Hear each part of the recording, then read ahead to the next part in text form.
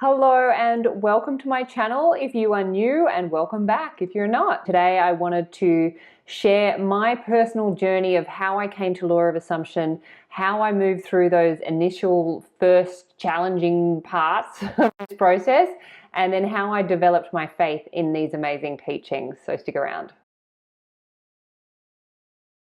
So just before we get started, some of you know, some of you don't. My name's Hedley and I'm a qualified life coach. I'm an author and I am super passionate about the amazing teachings of the Law of Assumption as originally taught by the great American mystic Neville Goddard.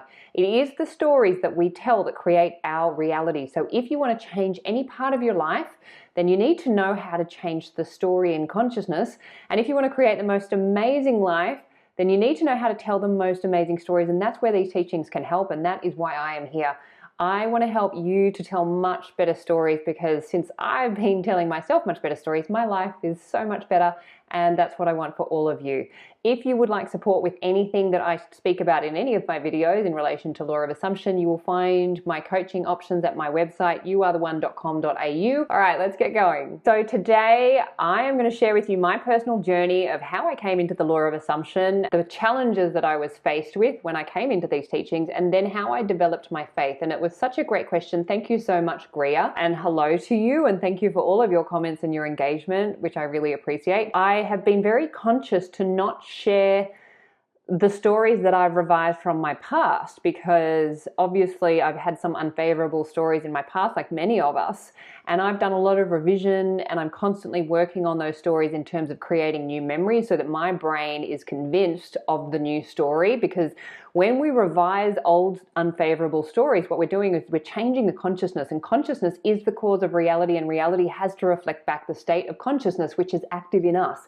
And unfavorable stories from the past just being a concept of consciousness, they remain active in our present reality and get reflected back, which is why we see ourselves repeating old patterns. Part of this process is revising in order to recreate. It's a lot easier to recreate or create a new future if you've revised your past to match with that new future, because all possibilities exist in the here and now. Everything is happening now. In consciousness, there is no time. There's just infinite possibilities existing here and now, and all we're doing is collapsing our attention onto the possibility that we want or don't want to experience, and that's what gets pushed out and reflected back in our day-to-day experience. So I revised a lot of my old stories, so I won't go into them, but I will say that due to my upbringing in the old version of the old story that I had running, so that was the experience that I set myself up with coming into this physical expression in order to have the challenges and the trials and the tribulations that I needed in order to set me on this path of self-discovery and trying to figure out what the hell's going on here and what's reality all about and who the hell am I and what am I doing here. It's all a setup. It's a beautiful setup. However, it can be really painful if you don't know what's happening and you don't know why you've set these things up, or even that you have set these things up. So for a long time, I felt like I was a victim of my reality. I felt like things were happening to me, and certainly in my past, some really awful things happened to me in the old story. And so for a long time, I was living with that victim state of consciousness, and my reality, being the reflection of my consciousness, had to reflect back certain situations and circumstances that reflected back my victimhood, which I was a state that I was living in, not knowing that in fact I was being the cause of my reality by holding on to these stories and talking about them and writing books about them. And this, like, it's been an amazing journey coming into these teachings and realizing that actually these things were set up by me in consciousness prior to arriving on this earth in this beautiful physical form, so that I could have the adventure of awakening into the God that of my reality, that I truly am, that you are, that we all are, we've always been, and we always will be.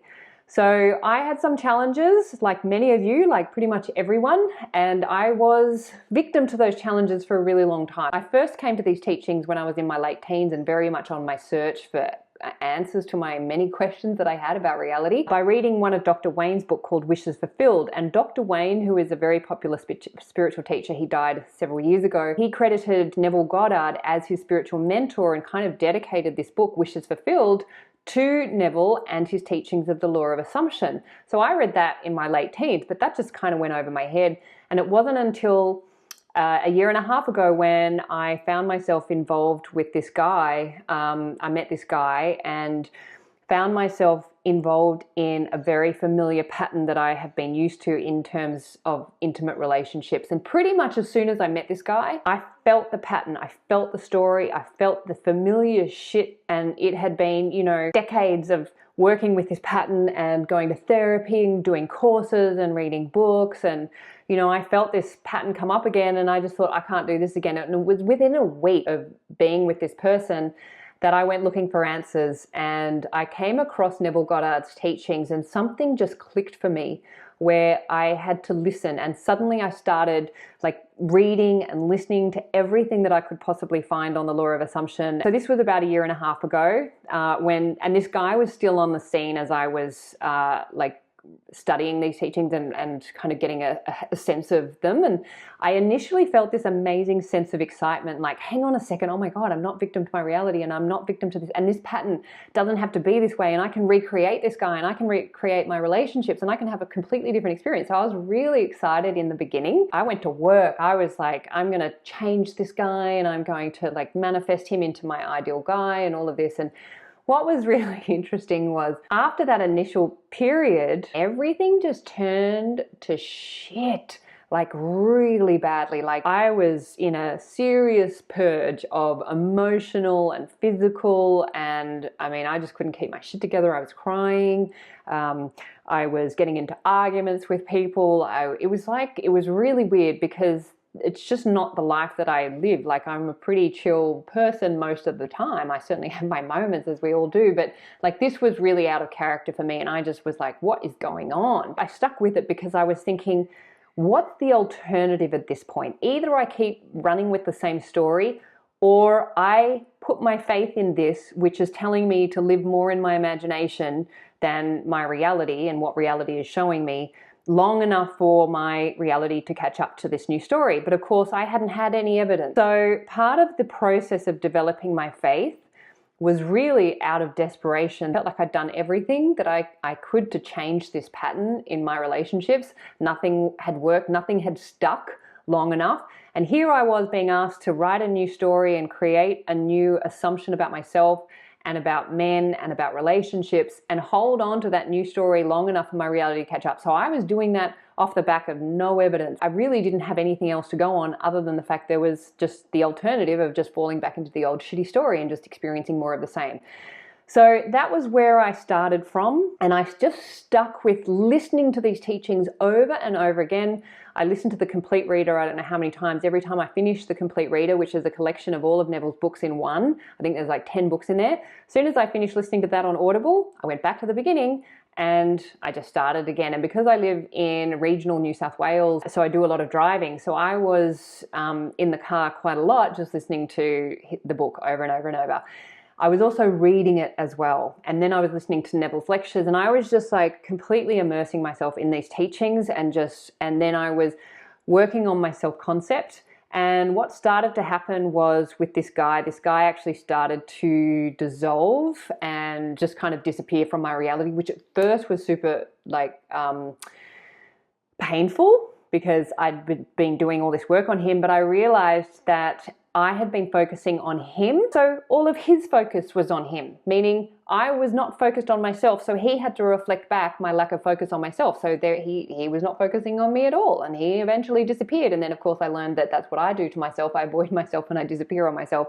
So it's always a perfect reflection, but that experience really catapulted me into really like knuckling down and working on my self-concept every morning, every night. Anytime I had a break at work, I had another job at that point, and I was just constantly working with myself. And it wasn't until I manifested my dream home, which I've spoken about in several other videos, but that was the first big manifestation. And there were a lot of little ones on the way that were pretty awesome as well, but this was the big one, and that to me just really cemented my commitment. And that there were so many other things that happened because I was working in a job, in a career that I wasn't passionate about, that I just didn't know what I was doing with my life. And then I set up this YouTube channel, And then all of a sudden I start getting coaching clients, and then everything just took off where I was able to quit my job because people seemed to be responding to what I had to say and reaching out for coaching and support. So I started really taking this a lot more seriously. So it wasn't just my home, it's my business, which I'm continuing to work on that story. And this is what I'm passionate about. This is what I love doing. This is what I'm investing in. So, that's taking off. My relationship story is probably at the best that it's ever been. Things are moving. I'm not ready to speak about those yet because I'm still in that process and it's just a bit sensitive and it's a bit fragile. It just feels like I need to just work a bit more with solidifying that story. Money, I've become very proficient at just manifesting large amounts of money whenever I need it. I continue to work on all of the stories of my life on a regular daily basis. And what builds my faith from when I first started, where I had nothing to go on but just a little bit of desperation for things to be different, is my commitment and my persistence. And don't get me wrong, there are days where it's really full on. Like I had one recently, just a couple of days ago, where I was feeling really off and really shitty, really down on myself. But I was able to hold myself through that, knowing that this is just like kind of, it's probably a little bit of a purge. I've been working on the relationship story. And, there've been old shitty stories that have just been coming up to get released and revised and things. So, there was something that just came up around that and I was able to move through it. And then we've come out the other side and things are great.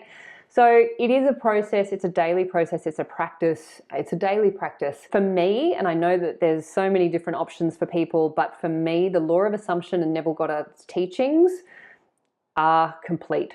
Like, I don't feel I need to look anywhere else for answers. And it's not even that these teachings are the answers. I now understand that it's my imagination that is the answer. And whenever I have a problem or whenever I have something that I want, that's where I have to go, rather than out into reality looking for this and that and that person and this person. When you finally get that you are the God of your reality and that your imagination is what causes your reality base, so whatever you're doing in imagination on a dominant level, like on a dominant scale, is what's going to get pushed out and reflected back. And that is what's causing your reality to show up in the form and the quality that it does. Then that's a game changer, because even if it's shitty, you're going, okay, cool. Well, that's just happening in my consciousness. So I just need to clean that stuff up. And then, I just need to persist with this new healthy story or whatever favorable story that I want to experience. And that eventually is what's going to get reflected back.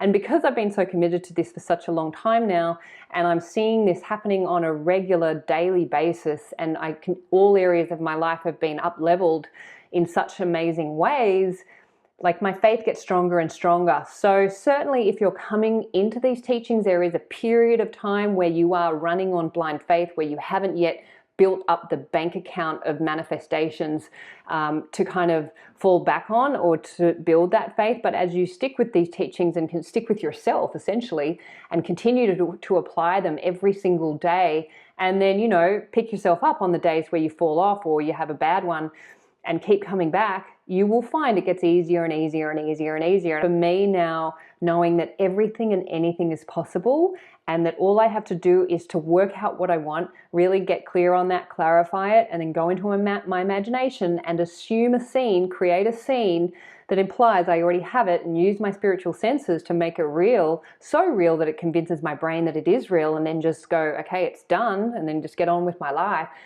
Oh my God, I can have anything and do anything, and it's the same for you. You can have anything and do anything with these teachings.